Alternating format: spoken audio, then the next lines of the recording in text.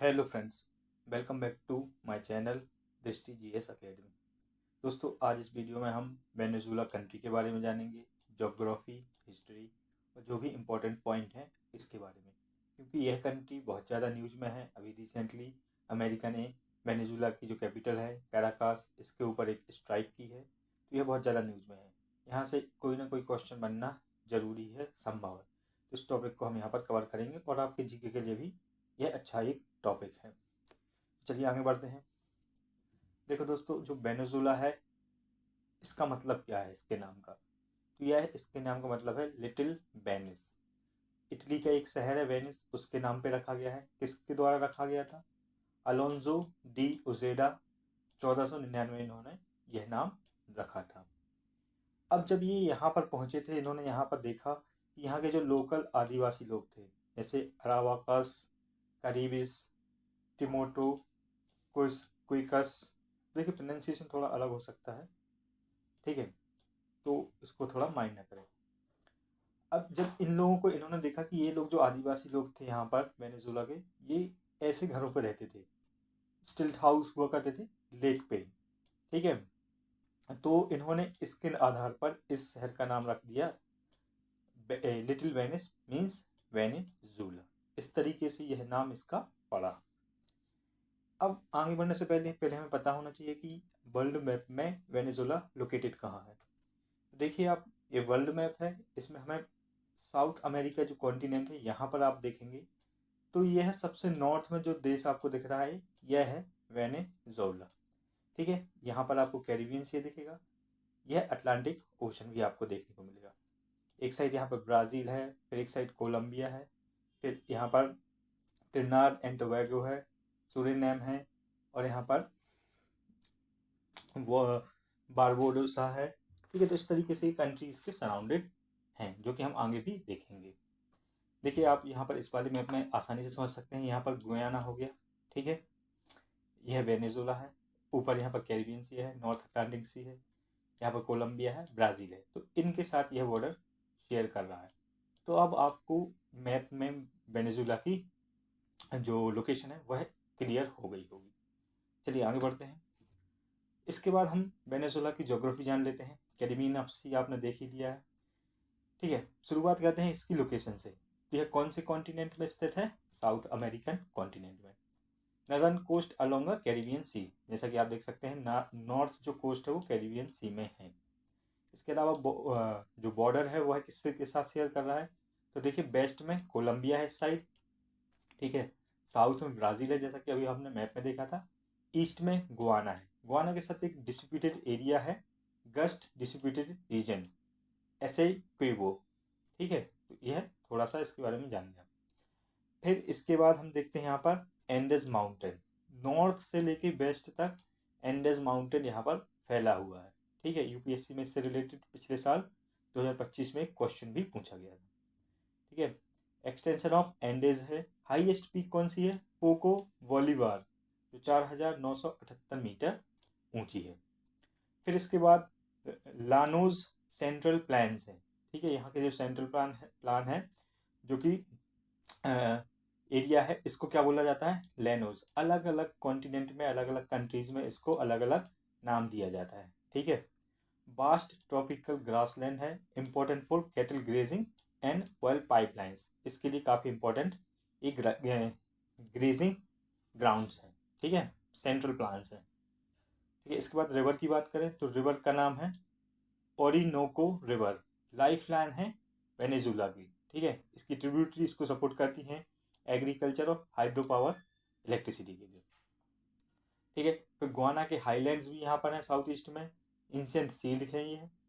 World's highest uninterrupted waterfall Angel Falls, जो कि 979 metre high है। इंडिया दुनिया का सबसे बड़ा वाटरफॉल्स एंजल फॉल्स वेनेजुला में ही लोकेटेड है, जिसके तहत यहाँ पर बहुत सारे टूरिस्ट भी आते हैं, ठीक है। फिर क्लाइमेट की बात करें तो ट्रॉपिकल क्लाइमेट है, hot and humid in lowland, cooler in highland, ठीक है। लोलैंड में बहुत ज़्यादा हॉट और ह्यूमिड होता है, और जो हाईलैंड रहते हैं जैसे पहाड़ी इलाका, वहाँ पर बहुत ज़्यादा ठंडा भी रहता है।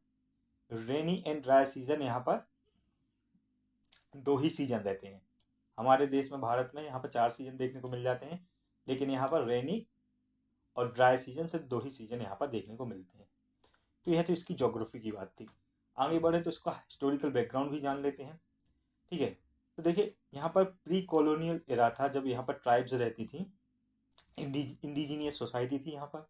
नो लार्ज सेंट्रल एम्पायर था, जैसे कि इनका और एज़टेक। कोई भी इस तरीके का कोई रूलर नहीं था, कोई भी सेंट्रलाइजेशन एम्पायर नहीं था। उसके बाद 16 से 19वीं सेंचुरी में स्पेनिश कॉलोनियल रूल स्टार्ट होता है। ठीक है, किसके द्वारा? स्पेन के द्वारा। यहाँ पर जो इकोनॉमी थी वह थी कोका, कॉफ़ी और स्लेवरी पर बेस्ड। ठीक है, तो इकोनॉमी बहुत ज़्यादा लो थी, कुछ ज़्यादा खास यहाँ पर वो एग्रीकल्चर और इंडस्ट्रियलाइजेशन कुछ था नहीं।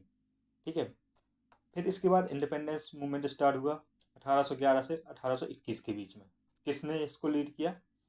सिमोन बोलिवार। बोलिवार जो है, करेंसी का नाम भी है, वेनेजुला की जो करेंसी है उसका नाम है बोलिवार, और कैपिटल क्या है वेनेजुला की? वो है काराकास, जैसा कि मैं पहले ही बता चुका हूँ। ठीक है, इनको क्या बोला जाता है? यह लिबरेटर ऑफ साउथ अमेरिका भी इनको कहा जाता है। इसके बाद जो वेनेजुला है वह पार्ट बन गया था ग्रेन कोलंबिया का। ठीक है, और 1830 में पूरी तरीके से आज़ाद हो चुका था, वेनेजुला कंट्री बन चुकी थी। उसके पहले ग्रेन कोलंबिया का यह पार्ट हुआ करता था।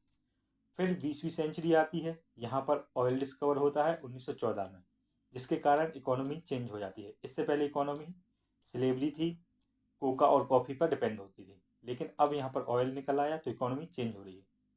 Long period of military dictatorship चलती है, यहाँ पर मिलिट्री का डिक्टेटरशिप चल रहा था। यूएस का इन्फ्लुएंस आता है, डेमोक्रेसी स्टेब्लिश होती है उसके बाद 1958 में।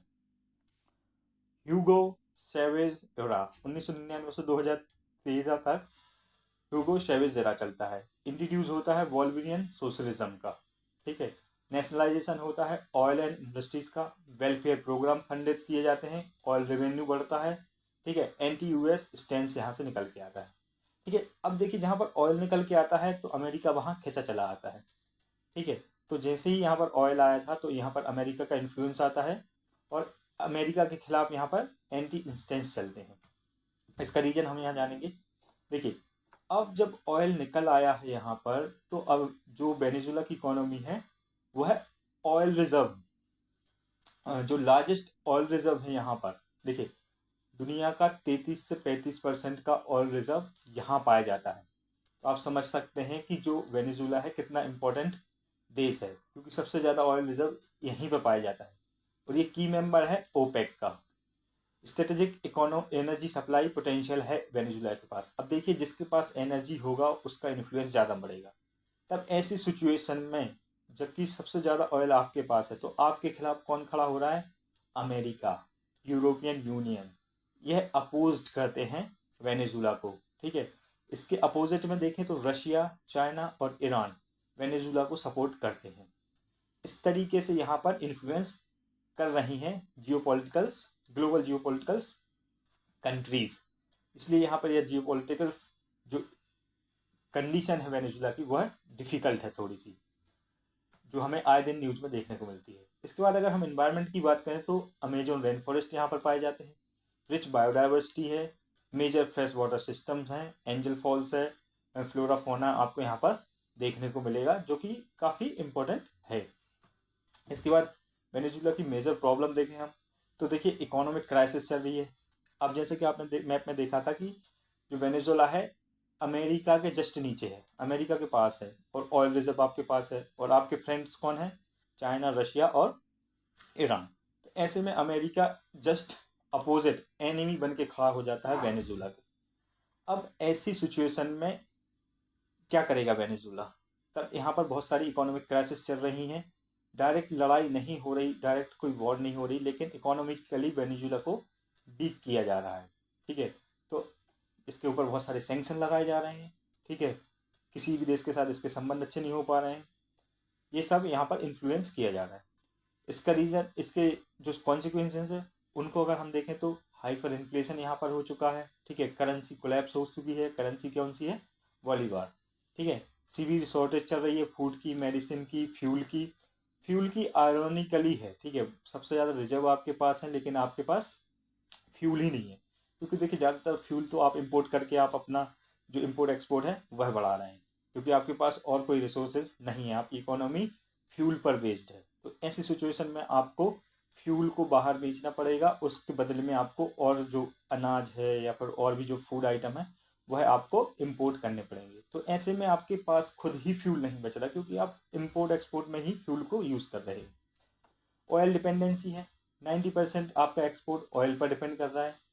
ऐसे में इकोनॉमिक डाइवर्सिफिकेशन नहीं हो पा रहा है, ठीक है, और फ्यूल के प्राइस भी फ्लक्चुएट होते रहते हैं। तो ऐसे में आपकी इकोनॉमी और भी ज़्यादा प्रॉब्लम में फंस चुकी है। इस वजह से यहाँ पर बहुत ज़्यादा महंगाई बढ़ गई है, करेंसी की वैल्यू कम हो गई है। ये सब सिचुएशन आपको यहाँ पर देखने को मिलेंगी।